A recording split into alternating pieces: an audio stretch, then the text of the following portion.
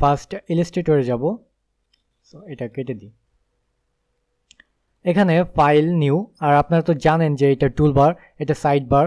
আর এখানে দেখুন, এখানে কিন্তু অপশান আসবে না, এখানে নিউ পেজ নেওয়ার পরে এই কন্ট্রোল প্যানেলটা আসবে। ওকে, সো এখানে যদি আমি মনে করি যে আমার এই টুলবারটা নাই, সো আমি এখানে কি করব, এখানে আমি টুলসে যাব, ডিফল্ট। এটা যদি উঠে যায় আমি এখানে টুলসে যাব, ডিফল্ট। ওকে, আর আগের টিউটোরিয়ালে আমি এসব বলে দিয়েছিলাম। সো এখানে আমি আর দেখাচ্ছি না, এখানে আমি নিউতে যাব, নিউ।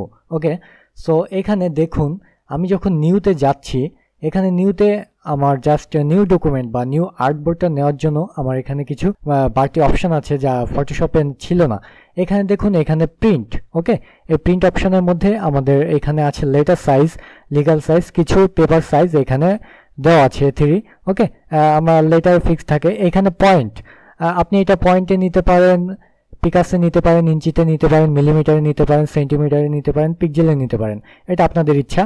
সো ইঞ্চিতেই নিব, এখানে 8.5 বা 11 ইঞ্চি। ওকে, আর ফটোশপে আমরা অনেক সময় বিজনেস কার্ড, ফ্লায়ার ইত্যাদি আমরা টেমপ্লেট তৈরি করেছিলাম, ওইখানে ব্লিড আমরা বাড়তি অ্যাড করে নিয়েছিলাম, যেটা অনেক প্রবলেম ফেস করে, অনেকে বোঝে না ওই সাইজটা বা ওই ডাইমেনশনটা। সো এই জন্য অনেকেই প্রবলেম ফেস করে। যাই হোক, কিন্তু এখানে কিন্তু ব্লিড অপশনটা আছে। ওকে, এখানে আপনার ব্লিড 0.25 দরকার, আপনারা জাস্ট এখানে 0.25 দিবেন, অটোমেটিক ও চারিপাশ থেকে নিয়ে নিবে। ওকে, সো এখানে ওকে দিলে আমার ব্লিড সহ আমার নিউ আর্টবোর্ডটা, এই দেখুন ব্লিড সহ নিউ আর্টবোর্ডটা চলে আসছে। ওকে, সো এই একটা গেল। আমার ফাইলে যাব, নিউ। এখানে আমি একটা জিনিসটা দেখিয়ে দিলাম। আর এখানে দেখুন, এখানে আছে নাম্বার অফ আর্টবোর্ড। অনেকের অনেকগুলো ডিজাইন বা টেমপ্লেট একাধিক তৈরি করার দরকার হয়, যেমন 5টা বা 6টা। আমি ওকে দিব আর্টবোর্ড। ওকে, এটাকেই আর্টবোর্ড বলে, এটাই আর্টবোর্ড। আমরা যেটা ডিজাইন করি বা যে এটা হোয়াইট, এটা আর্টবোর্ড বলে। ওকে, বা ওয়ার্ক স্পেস যাই বলুন আপনি, ডিজাইন স্পেস, এইটাই ঠিক আছে। আমার এখানে কিন্তু 6টা আর্টবোর্ড চলে আসছে, এখানে কিন্তু একটা নাই, এখানে 6টা আছে। ওকে, সো এটা হচ্ছে নাম্বার অফ আর্টবোর্ড। সো নিউতে যাব। এখানে দেখুন, এখানে আরও কিছু ডাইমেনশন আছে, শুধু প্রিন্ট না, এখানে আছে ওয়েব। ওকে, ওয়েবে এখানে যখন সাইজে যাবেন তখন ওয়েবের ডাইমেনশন 1280 বাই 800, 1024 বাই 768, ঠিক আছে। ওয়েবের ডাইমেনশন এখানে গ্রিড লাইন আপনি পাবেন না, ওইটা আপনার ক্রিয়েট করে নিতে হবে। এখানে ওয়েব আমি দেখালাম। ডিভাইস, বিভিন্ন ডিভাইসের সাইজটা আপনি এখানে সেট করে ডিজাইন করতে পারবেন। ওকে, অটো। আর এখানে ফিল্ম অ্যান্ড ভিডিও এখানে যারা ফটোশপে, ইউটিউবে থাম্বনেল তৈরি করেন বা ভিডিওর যে ফ্রেম সাইজগুলো হয়, এখানে A to Z দেওয়া আছে। এখানে ফিল্ম 4K ডাইমেনশনটা কেমন হয় এখানে দেখুন, A to Z, ঠিক আছে। এখানে কিন্তু এই ডাইমেনশনটা এখানে দিয়ে দিয়েছে। সো এখানে আসলে এটা তেমন কাজে লাগে না, তারপর যদি লাগে কখনো। এখানে বেসিক 8 GB, আপনি এখানে 8 GB-তেও কাজ করতে পারবেন। ওকে, এটা শুধু CMYK তা না, এটা 8 GB, কিন্তু ডিফল্ট হিসাবে এখানে CMYK থাকে।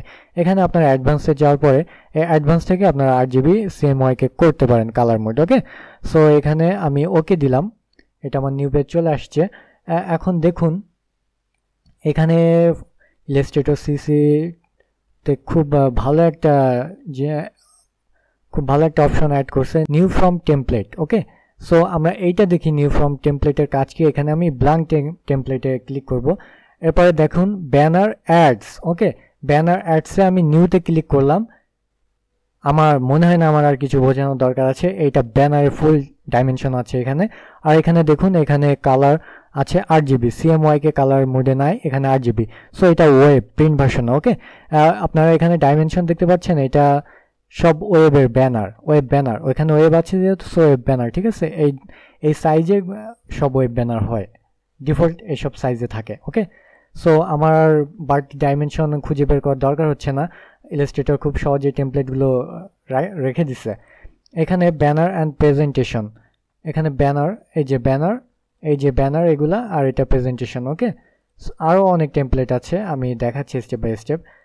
এখানে বক্সেস। ওকে, এটা বক্স, ঠিক আছে, এটা চওড়া, এটা আর একটু বড় বক্স। এখানে A to Z ডাইমেনশন আপনারা দেখতে পারবেন। এখানে রুলার আনেন, Ctrl+R প্রেস করলে এখানে ইঞ্চিতে করে দেন, ঠিক আছে। এই যে ইঞ্চির মাপ, এখানে কতটুক কোনটা কতটুক, বা আপনি এইখান থেকে আপনি এইটা নিয়ে আপনি এই যে আমার ডিসপ্লেতে ওয়াইড হাইট শো করতেছে, ওকে, এটা আপনি এইভাবে দেখে নিতে পারেন। সো এটা বক্স, অনেকে আছে যে টেমপ্লেটটা খুঁজে পায় না বা কিভাবে একটি বক্স ডিজাইন করতে হয়, এটা আমি স্টেপ বাই স্টেপ দেখাবো। এটা না বুঝলে আমি অবশ্যই দেখাবো। জাস্ট আমি বললাম যে ইলাস্ট্রেটর এই টেমপ্লেটগুলো আপনার জন্য রেডি করে রাখছে। এরপর বশিউর, এই দেখুন আমরা বশিউর টেমপ্লেট অনেকে বানাইতে পারি না, এখানে খুব সহজে আপনি বশিউর টেমপ্লেট পেয়ে যাবেন, ওকে। ফাইল, এরপর ব্ল্যাঙ্ক টেমপ্লেট, এখানে বিজনেস কার্ড ইনভাইটেশন আছে। এই যে সিডি কেস, সিডি, এই দেখুন সিডি এর টেমপ্লেট কিভাবে তৈরি করতে হয় এখানে A to Z দেওয়া আছে, ওকে। এই যে ডাইমেনশন সহ A to Z দেওয়া আছে, এখানে আর তেমন কিছু দেখার নাই। আর এখানে আরও অনেক কিছু আছে, ঠিক আছে। ওয়েবসাইট অ্যান্ড ডিভিডি মেনু, এখানে ওয়েবসাইট অ্যান্ড ডিভিডি মেনু আছে। এরপরে আরও আছে স্টেশনারি, এই যে স্টেশনারি জাস্ট, এটা ওইভাবে নাই। তারপর বেসিক কিছু আছে খুব ভালো করে রাখা। সো এরপরে আসি আমি একটা নিউ আর্টবোর্ড নিই বা নিউ পেজ, এখানে আমি লিখলাম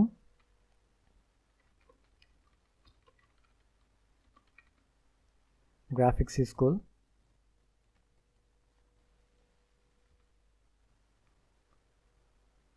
আমি ফন্ট নিলাম, যাই হোক আমি একটা করতেছি। এখন আমি ফাইল ওপেন, তো আপনারা সবাই বুঝেন, এইসব নিয়ে বোঝানোর কিছু নেই। ক্লোজ মানে ক্লোজ, সেভ একইভাবে সেভ, আমি ডেস্কটপে সেভ করি। নর্মালি এটা ফটোশপের মতনই, আমি ফটোশপে বিস্তারিত বুঝিয়েছিলাম, ঠিক আছে। আমি এটা সেভ করছি এআই ফাইলে। আর ক্লায়েন্ট অনেক সময় বলে যে এআই ফাইল দরকার, ইপিএস ফাইল দরকার, ঠিক আছে।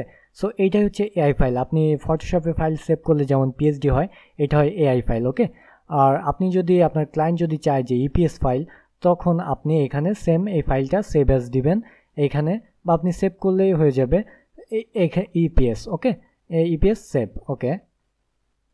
এই যে এই ফাইলটা ইপিএস মোডে চলে আসছে, ওকে। সো এটাই হচ্ছে ইলাস্ট্রেটরের ফাইল ফরম্যাট হিসাবে সেভ করা। এখন ফাইলের কাজ দেখালাম, save and save as, AI ফাইলে সেভ হয়। পরবর্তীতে আপনি এআই ফাইলে থাকলে পরবর্তীতে আপনি এটা এডিট করতে পারবেন ফটোশপের মতন, ঠিক আছে। আর এখানে সেভ অ্যাজ টেমপ্লেট এইসব আর তেমন কিছুই নাই, সবই কমন। শেয়ার অ্যান্ড বেহান্স, আপনি তো এখান থেকে ডাইরেক্ট বেহান্সে শেয়ার করবেন না, সো ওইসব দেখে লাভ নেই। এখন আমি আপনাদের আরেকটা জিনিস বোঝাই, যে বেসিক যেটা, এইটা মনে করেন আপনার ক্লায়েন্ট আপনাকে বলছে যে এইভাবে ডিজাইন করো, আপনি এইভাবে ডিজাইন করছেন, এখন আপনার এই ফাইলটা প্রিন্ট রেডিভাবে দিবেন। সো এটা আপনি ফাইল সেভ অ্যাসে যাবেন, এরপরে পিডিএফ হিসেবে সেভ করবেন, ঠিক আছে। বা আপনার ক্লায়েন্ট বললো যে এআই ফাইল দাও বা ইপিএস ফাইল দাও, আমি পরে ওদের কাছে দিব, ওরা প্রিন্ট করে নেবে, পিডিএফে যাবে না, পিডিএফে গেলে তো ডিফল্ট হয়ে যাবে। তো আপনি এখানে দিবেন, কিন্তু আপনার ক্লায়েন্টের, আপনার মনে করেন ওপেন সেন্স ফন্ট আপনি ইউজ করছেন, আপনার ক্লায়েন্টের তো ওপেন সেন্স নাও থাকতে পারে, তাই না। সো আপনি এখানে অলওয়েজ একটা কাজ করবেন, আপনার যদি শেপ নেন, শেপে কোনো কাজ নাই, কিন্তু ফন্ট যদি যে কোনো টেক্সট ফন্ট যাই থাকুক না কেন, আপনি রাইট বাটনে ক্লিক করবেন, ক্রিয়েট আউটলাইন, ওকে, ক্রিয়েট আউটলাইন করে নেবেন, তাহলে আপনার এই ফন্টটা এটা ফুল এটা আউটলাইন করে নিবে, এবং এটা ভেক্টর মোডে আছে, ঠিক আছে, এটা কোনো টেক্সট মোডে নাই এখন। সো এটা আউটলাইন করে নেবেন, এখানে কিন্তু ফন্ট আর এটা ফন্ট স্টাইল আপনি কিন্তু আর এডিট করতে পারবেন না, ঠিক আছে, এক একটা চলে আসবে। সো এইভাবে আপনি এখন ইপিএস ফাইলে সেভ করে দেন, এটা আপনার ডাইরেক্ট, এটা আপনার ক্লায়েন্টের কাছে গেলে সেম এইভাবে দেখতে পারবে, তার কিন্তু টেক্সট হিসাবে থাকবে না। আর তার ওইখানে গেলে ওই ফন্টটা যদি না থাকে, যদি টেক্সট হিসাবে থাকতো, তার ওইখানে সে যদি ইলাস্ট্রেটর ফাইল ওপেন করে, তাহলে এই ফন্ট না থাকলে এই ফন্টটা তার ওইখানে আসবে না, অন্য ফন্টে চলে যাবে, ডিজাইন চেঞ্জ হয়ে যাবে, ওকে। সো এইসব খেয়াল রাখবেন। অলওয়েজ, আমি আবারও বলছি, অলওয়েজ টেক্সট নিয়ে এটা অবশ্যই আপনার ক্লায়েন্টকে দেওয়ার আগে ক্রিয়েট আউটলাইন করবেন, ক্লায়েন্ট না, অলওয়েজ এইটাই করবেন, ঠিক আছে। আর সকল ডিজাইনের ড্রাফট আগে রেখে দিবেন ব্যাকআপ ফাইল, এটাই ভালো। আর আরেকটা জিনিস, এইখানে আমার এখানে কোনো ছবি নাই পিসিতে,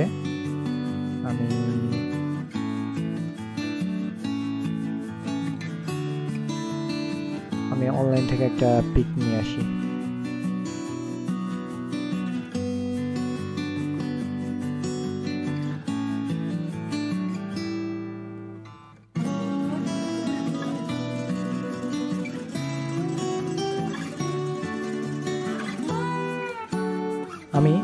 এখন আমি ইলাস্ট্রেটরের কোনো ইমেজ ডাইরেক্ট টেনে নিয়ে এসে এখানে ছেড়ে দিবেন। এটা কিন্তু আপনার জাস্ট এই ফাইলটা ইমেজটা আপনি এখানে রেখে দিলেন। ওকে, এখন আপনি এই ফাইলটা সেভ করলেন বা আপনার ক্লায়েন্টকে পাঠাইলেন।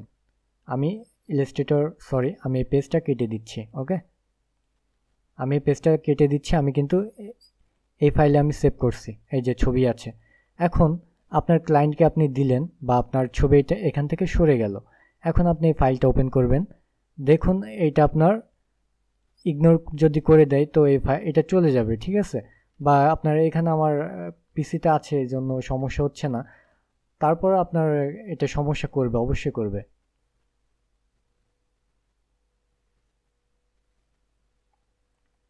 এখানে দেখুন আমি যখন নিউ ওপেন করলাম তখন এটা আসতেছে। আমি যদি ইগনোর দেই তাহলে এই ছবিটাই চলে যাবে, এই যে এইভাবে আসতেছে। ওকে, এই হচ্ছে প্রবলেম। এই ইলাস্ট্রেটরে ফটোশপে যেমন যে কোনো ছবি ফিক্সড হয়ে যায়, ওই টেমপ্লেটে অটো থেকে যায়, কিন্তু ইলাস্ট্রেটর কিন্তু এমন না।